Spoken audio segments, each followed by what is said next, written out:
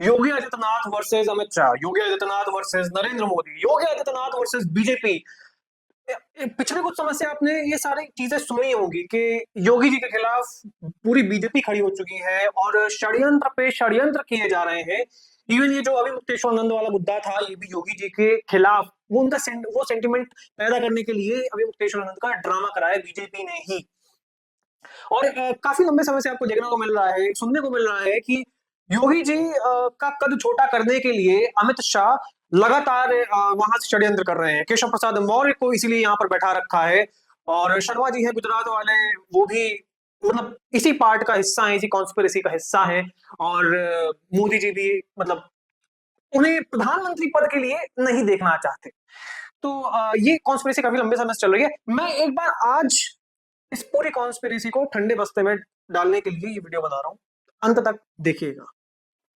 तो अमित शाह योगी जी का पद छोटा करना चाहते हैं। अच्छा, तो मैं आपको एक इनका थोड़ा सा कॉन्टेक्स्ट दे देता हूँ। योगी जी जैसा कि आपको पता ही है कि आई थिंक 1998 से गोरखपुर से ये सांसदीय के चुनाव लड़ रहे हैं। और जो गोरखपीठ जो है, जहाँ के ये मठाधीश है, वहां की मतलब वहां से मठ से जो महंत होते हैं वही वही सांसद बनते हैं गोरखपुर के। मतलब ये आप मान लीजिए कि ऐसा रूल है, थंब रूल है। तो पहले इनके जो गुरु थे वो सांसद थे और अब योगी जी हैं।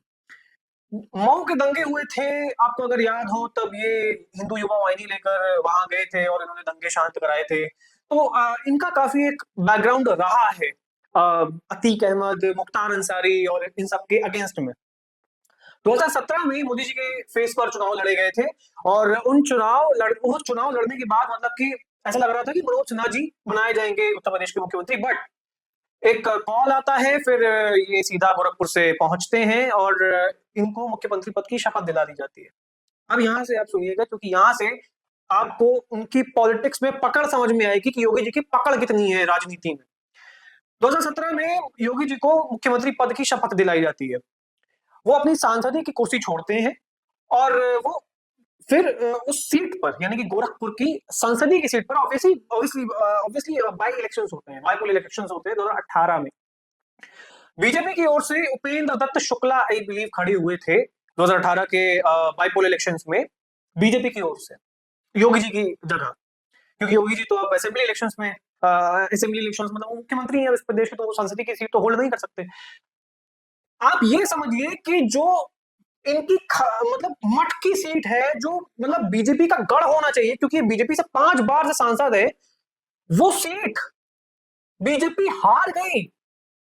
उपेंद्र दत्त शुक्ला वहां से सीट हार गए कि मतलब जैसे ही योगी जी उस सीट से हटे, इतनी पकड़ है योगी जी की गोरखपुर की सीट पे कि मतलब अगर वो हट गए तो भैया सीट भी हट गई।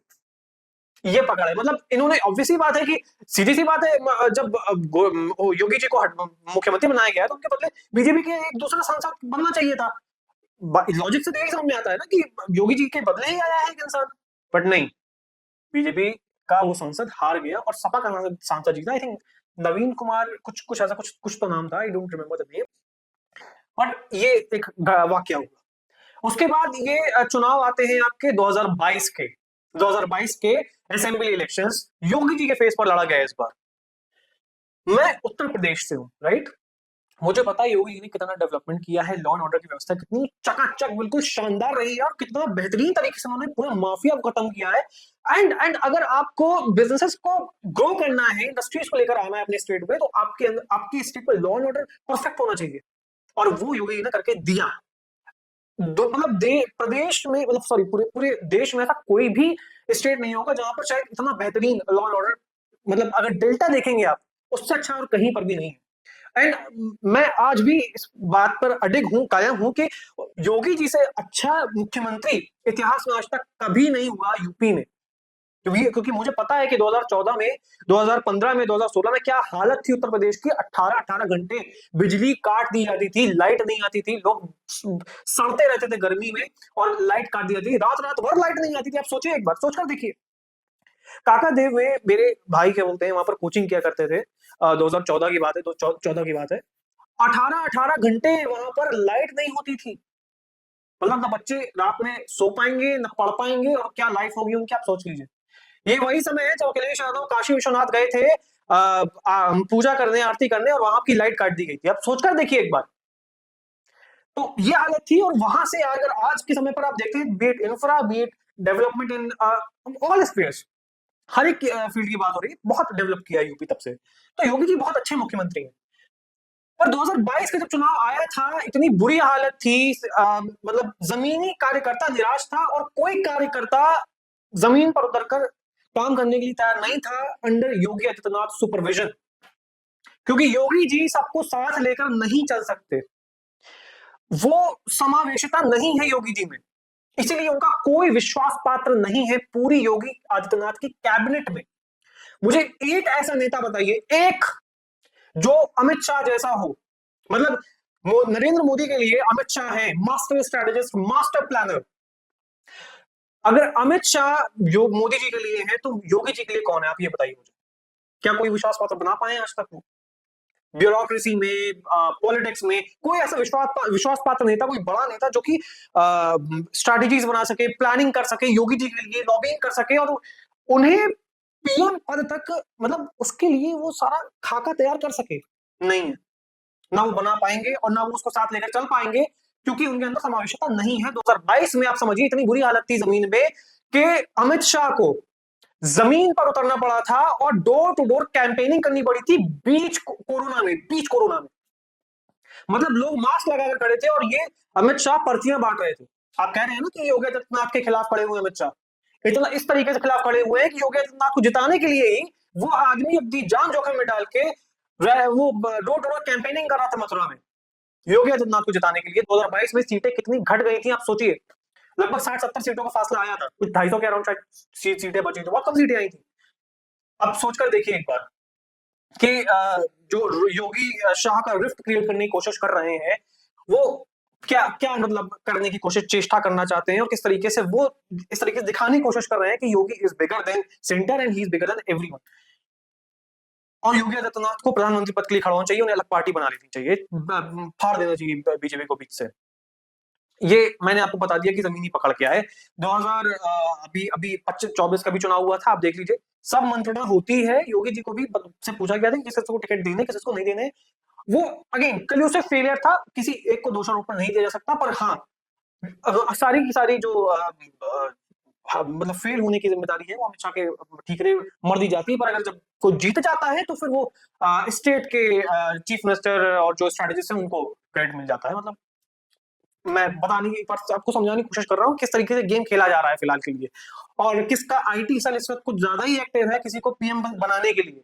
मैं चाहता हूँ योगी आदित्यनाथ पीएम बने। मैं, मेरे स्टेट का मुख्यमंत्री है यार, इतना बेहतरीन चीफ मिनिस्टर है, ही is a great chief minister, great administrator, but not a good politician. जो श्रूडनेस चाहिए पॉलिटिक्स में योगी जी के पास नहीं। मतलब आप समझिए, अब मुझे नहीं पता योगी जी का आईटी सेल है, किसका आईटी सेल है, पर जितनी भ्रांतियां फैलाई है कि योगी जी के खिलाफ केशव प्रसाद मौर्य षड्यंत्र कर रहे हैं, योगी जी के खिलाफ अमित शाह षड्यंत्र कर रहे हैं, मोदी जी षड्यंत्र कर रहे हैं, बीजेपी षड्यंत्र कर रही है, अंदर खाने काट फाट चल रही है, यार योगी जी षड्यंत्र नहीं कर पा रहे हैं, एक लेजिटिमेट सवाल है। हर कोई इनके खिलाफ षड्यंत्र कर रहा है, पर ये षड्यंत्र नहीं कर पा रहे हैं। सोचकर देखिए एक बार। मुझे एक बात बताइए आप, प्रधानमंत्री नरेंद्र मोदी 2014 में जब मुख्य प्रधानमंत्री पद के लिए पहली बार खड़े हुए थे, याद करिए वो दौर। उस वक्त मैं बहुत छोटा था, बहुत छोटा था मैं, और मैं उस वक्त पेपर्स मतलब अमर उजाला टाइप के पढ़ा करता था, तो उसमें साइड में एक पेपर कटिंग आया करती थी कार्टून्स की, तो उसमें लिखा रहता था, उसमें मतलब कार्टून बना होता था, और लाल कृष्ण आडवाणी मोदी जी को देख रहे हैं और वो बोल रहे हैं मैया मैं तो मोदी का पद नहीं हूं। लाल कृष्ण आडवाणी बीजेपी के सबसे बड़े लीडर, वो लीडर जिसने बीजेपी को बनाया, वो लीडर जिसने बीजेपी का संगठन बनाया, कैडर बनाया, जिसकी वजह से आज बीजेपी इतनी बड़ी है, उनको वो एल.के. आडवाणी जिसने रिजाइन कर दिया प्रोटेस्ट में कि भैया मुझे कैसे नहीं तुमने पीएम कैंडिडेट बनाया, मोदी को कैसे बना दिया। सोचिए कितनी तगड़ी लॉबिंग रही होगी, और किस किस को काट कर मोदी जी प्रधानमंत्री पद के लिए खड़े हो पाए थे अंत में। ये हो गया एल.के. आडवाणी। इसके पीछे थे नितिन गडकरी, पूरी महाराष्ट्र लॉबी, पूरी संघ की लॉबी। मैं किसी का भी दुष्प्रचार नहीं कर रहा हूं, बट सीधी सी बात है, क्योंकि नागपुर से आते हैं नितिन गडकरी, और नागपुर में ही संघ की शाखा है। नागपुर डेफिनेटली, आई मीन अभी देवेंद्र फडणवीस को भी क्या बोलते हैं वो, उनकी लॉबिंग चल रही है और नितिन गडकरी की भी लॉबिंग चल रही है। डेफिनेटली एक बड़े शाखा में सबके सब अंदर आते हैं, पर डेफिनेटली यार तुम अपने वाले को तो चाहोगे ना यार कि अपने स्टेट वाला बंदा तो वो बन जाए। तो नितिन गडकरी के लिए भी लॉबिंग हुई थी, वो भी प्रेसिडेंट रह चुके थे बीजेपी के। उसके बाद आप राजनाथ सिंह को ले लीजिए, वो उत्तर प्रदेश के मुख्यमंत्री थे उस वक्त के, तत्कालीन बीजेपी के प्रेसिडेंट थे, उनको भी पीएम पद के लिए खड़ा होना होगा भाई, सीधी सी बात है। इसके अलावा आप देख लीजिए शिवराज सिंह चौहान को, दो बार की आई थिंक उस दो बार वो जीत चुके थे as a chief minister Madhya Pradesh में, और गढ़ बना लिया था, जैसे कि मोदी जी ने गढ़ बना लिया था गुजरात में बीजेपी का। कितने सारे षड्यंत्र हुए होंगे उस वक्त मोदी जी के खिलाफ जब वो प्रधानमंत्री पद के लिए एम कर रहे थे, पर इन सभी षड्यंत्रों को काट कर वो इंसान प्रधानमंत्री पद के लिए खड़ा होता है, और सिर्फ खड़ा नहीं होता है, 3 बार प्रधानमंत्री बनता है। और अगर योगी जी ये छोटे मोटे अगर षड्यंत्र, मान लो मैं कह रहा हूं हो भी रहे हैं, अगर ये छोटे मोटे षड्यंत्र उनसे नहीं झेले जा रहे हैं, स्टेट के कॉन्स्पिरेसी जो मतलब जो भी बनाई जा रही है, अगर ये नहीं झेल पा रहे हैं, तो वो यार नेशनल लेवल पॉलिटिक्स कैसे झेल पाएंगे? जस्ट थिंक अबाउट इट, आप खुद सोचो, आपको क्या ऐसा लीडर चाहिए, ऐसा पीएम चाहिए जिसके खिलाफ कोई भी षड्यंत्र कर ले रहा है और वो उसके खिलाफ षड्यंत्र नहीं कर पा रहा है? जस्ट एक बार सोच कर देखिए, आपको ऐसा लीडर चाहिए जिसके खिलाफ हर कोई षड्यंत्र कर ले, बस वो हथियार डाल दे, भाई देखो मैं तो सीधा साधा आदमी हूं, मेरे खिलाफ षड्यंत्र मत करो, मैं तो कुछ नहीं कर पाऊंगा। नथिंग अगेंस्ट योगी जी, योगी जी मैं फिर से बोल रहा हूं, मैं बार बार दोहरा रहा हूं इस बात को, he is a great chief minister, he is a great administrator, we are truly blessed to have a chief minister like Yogi Adityanath. हम लोग लिटरली हम धन्य हैं कि उन्हें वैसा मुख्यमंत्री मिला है, क्योंकि यूपी जैसे बिगड़े हुए राज्य को बनाने के लिए योगी आदित्यनाथ की जरूरत थी, इसीलिए उन्हें बनाया भी गया यहाँ का मुख्यमंत्री, और वो 2 बार से तीसरी बार भी बने। देखिएगा यूपी में उन्हीं को चुनकर आना है वापस, पर पीएम कैंडिडेट के लिए I don't think he is suitable. मतलब उनके अंदर श्रोडनेस नहीं है, वो जो जो पॉलिटिकल एक्यूमेन जो चाहिए उस लेवल पर खेलने के लिए, he is not made for it. आप मानिए मत मानिए मेरी बात, पर योगी जी, मैं फिर बोल रहा हूं, Yogi ji is a great chief minister but not a prime ministerial candidate. आप किसी और को देख लीजिए, आप किसी और को बना लीजिए, योगी जी के अराउंड इनको पूरा इकोसिस्टम चाहिए पीएम बनाने के लिए, आप क्या समझ लीजिए। मतलब उनके लिए कोई मास्टर स्ट्रेटेजिस्ट बने, उनके लिए कोई कैडर मोबिलाइज करे, उनके लिए कोई समाज में जाकर भरोसा पैदा करे। देखिए डेवलपमेंट की अगर बात रही तो मैं खुले शब्दों में बोल रहा हूं, बीजेपी के जितने भी चीफ मिनिस्टर हैं पूरे देश में देख लीजिए, हर जगह डेवलपमेंट हो रही है, डेवलपमेंट ही नारा है बीजेपी का हर एक स्टेट में। तो ऐसा कुछ भी नहीं, क्या बोलते हैं, योगी जी के अंदर आपको देखने को मिल रहा है। हाँ, लॉ एंड ऑर्डर है एक चीज, बट अब वही बात है कि बुलडोजर तो रेखा गुप्ता भी चलवा रही है। मैं कहीं पर भी किसी के पक्ष में या किसी की बायस में रहकर बात नहीं कर रहा हूं, अगर आप एक न्यूट्रलिटी के साथ देखेंगे, निष्पक्षता के साथ देखेंगे कि आपको सेंटर में कैसा नेता चाहिए, कैसा आपको देश का प्रधानमंत्री चाहिए, क्या आपको ऐसा प्रधानमंत्री चाहिए जो ना सिर्फ आंतरिक षड्यंत्रों से हार जाए, बल्कि मतलब बाहर तो षड्यंत्र होते ही इंडिया के खिलाफ, उसको तो आपको डील करना ही करना है, साथ साथ आपको इंटरनल पॉलिटिक्स, इंटरनल जो कॉन्स्पिरेसीज होती हैं, जो प्लॉयज स्ट्रैटेजम्स होते हैं, उनको भी आपको समझना है, उसको भी काटना है। क्या योगी जी वो करने में समर्थ हैं? सवाल उठता है ये। मैं जानता हूं योगी जी बहुत बेहतरीन मुख्यमंत्री रहे हैं यूपी के, but not for PM, not for PM. I am repeating this again and again. बस मेरा इतना ही कहना है, आप खुद अपनी बुद्धि का उपयोग करिए और आप खुद सोचिए कि आपको कैसा नेता चाहिए सेंटर में। मैं और कुछ नहीं बोलना चाहता। आपका आपकी जो बुद्धि कहती है, जो आपका विवेक कहता है, आप उस हिसाब से सोचिए। मेरे हिसाब से मतलब मेरा ऐसा मानना है कि सेंटर में वो इंसान होना चाहिए जो खुद इतना समर्थ हो, हर तरीके की चीजें वो झेल सके। आज योगी जी ऐसे कि मतलब ना योगी जी के पूर्वांचल में पकड़ना, बुंदेलखंड में पकड़ना, रोहिलखंड में पकड़ना, अवध में पकड़, योगी जी मैं बोल रहा हूँ पूर्वांचल से आते, गोरखपुर पूर्वांचल में 10 सीटों पर अगर वो हाथ रख दें कि भाई यहाँ का वोटर वो और वहां वोट डालेगा जहां मैं बोलूंगा, ऐसी कोई 10 सीटें नहीं। इनफैक्ट गोरखपुर में अपनी अपने बंदे को हरवा चुके हैं बीजेपी को। सोचिए यार, इनकी पकड़ नहीं है जमीन में। आप लोग कुछ समझने की कोशिश करिए, इनकी पकड़ नहीं है जमीन में, इनकी पकड़ नहीं है लोगों में। How will he become the prime minister? Face होना मतलब एक मास पॉपुलैरिटी होना, बट जमीनी पकड़ होना, उसमें बहुत अंतर होता है। तो मुझे लगता है मैंने अपने हिसाब से एक छोटी सी एनालिसिस की है, जो मुझे समझ में आया, मैंने ऑब्जर्व किया है इतने समय तक। बाकी आप लोगों के अनुसार आप देख लीजिए आपको क्या सही लगता है।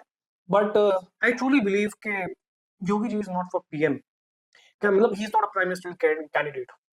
बाकी आजाद भारत है, आजाद मुल्क है हमारा, आजाद राष्ट्र है हमारा। अ, आप देखिए आपको क्या ठीक लगता है। मुझे सच में लगता है कि सेंटर में वहां पर केंद्र में एक ऐसा प्रधानमंत्री होना चाहिए जो हर एक तरीके की षड्यंत्रों के खिलाफ सीना ठोक कर खड़ा हो और उनको कुचल सके। जय हिंद, जय भारत।